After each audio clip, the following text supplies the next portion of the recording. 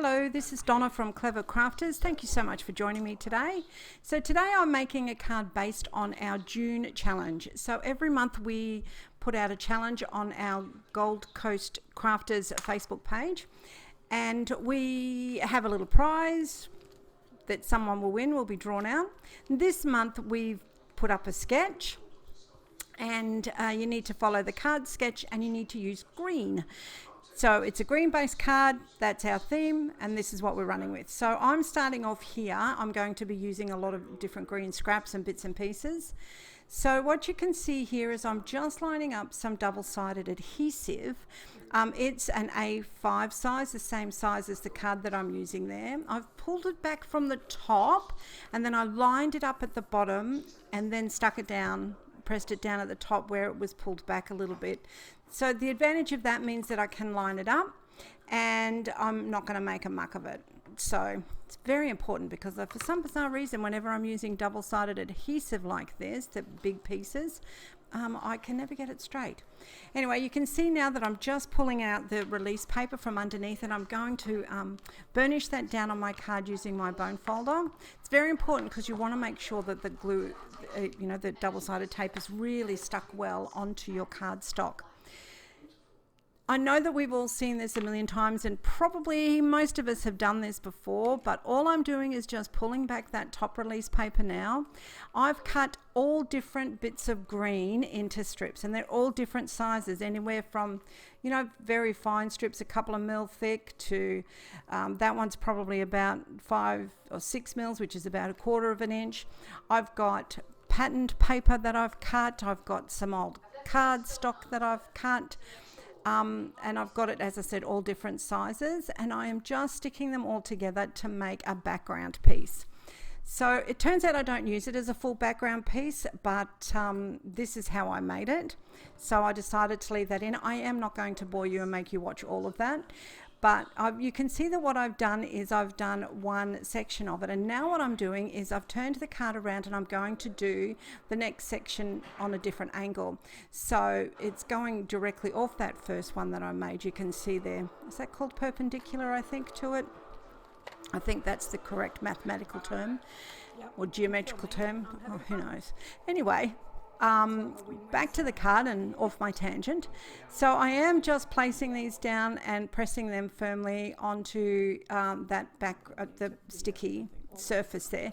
You can see I'm actually not pushing it down too hard because I want to make sure that it's lined up properly, and I did have to pull a couple of them up a little bit and then reposition them because I don't like gaps in it, but the gaps are probably okay. I mean, it is a little card. It's nothing major. So now I'm just using that release paper and I've got it over the top of, you can see all of my card strips there that are stuck down, and I'm just going to trim them off. So this is my completed piece. Now, I ended up cutting about, I think that's about 1.5 inches, and I'm going to put that just as a strip on my card. But before I do all of that, I'm just going to make the greeting that's going on my card. So this is from the new Happy Birthday stamp set that comes with, it's just all happy birthday greetings and some dies that will match them. So these are the circle dies that come with it. So just a little trick that I do, I've stamped that on there and it goes right to the edge. I did it in green. I used a distress oxide. I then embossed it, heat embossed it so it was all nice and sealed. Now I'm using just a very fine green pen, and I'm going around, drawing around the inside of the circle die. Now I haven't cut this out yet. All I'm doing is just going around the inside of the circle die. Now I've cut it out, and you can see that that gives me a perfectly even line all around the outside, and it looks lovely. So moving on, we've skipped a couple of minutes, and I've just put some double-sided tape on the back of the pattern paper that I've decided to use as my background paper. So you saw that briefly before when I just had the strip over the front, that was when I attached the strip that we made from the scraps. And for those of you that haven't seen this before, all I'm doing is taking the release paper a little bit and folding it back off the two diagonally opposite corners. So this means that all 4 pieces are going to be peeled off eventually, but I've got 2 corners that are not sticky that I can line everything up with. So now when I'm happy and it's all lined up, I press those 2 corners down where the release paper has come off, and then I gently remove the release paper from the rest of the card background there, and then just run my fingers along the edge to make sure that it is adhered really well to my card.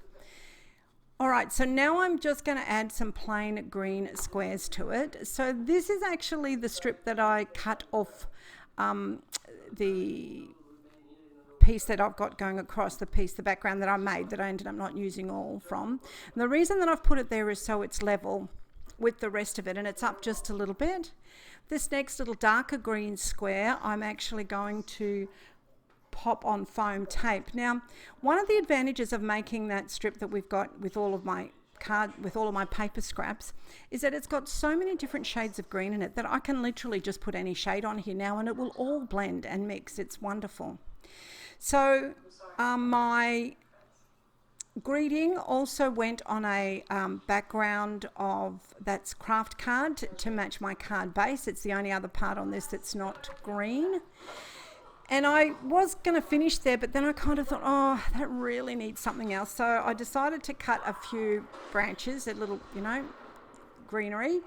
And then I went overboard and cut a whole heap of it. But that's okay, because I'll just put it aside and I'll be able to use it in future projects. And I'm just going to go through and decide what I would like and how I'd like to put them on here, just to give it a little bit more pizzazz. I think perhaps I maybe went a little bit overboard, but you can never have too much greenery, I don't think. So this is just me having a look, seeing and where I want it all, positioning it, looking, trying something different. I did actually cut a bit of this out because I did play for about 20 minutes sorting this bit out, which was way too long for that. So I chose my layout, glued it all down. I didn't glue the leaves totally down, but I did glue them all down near the bottom around where I've got them underneath my circle greeting. And of course, what is a card without a little bit of bling? So I've added some green bling as well. So once again, I'd like to thank you for joining me today. And if you'd like to join our challenges, just hop on over to the Gold Coast Crafters Facebook page. I'll put a link down below. This is my finished card. I hope you've enjoyed this process video today, and I really hope you learned something, because that's really the idea. I'd love it if you subscribed to my channel and hit the thumbs up button. And until next time, have fun and stay safe. Bye.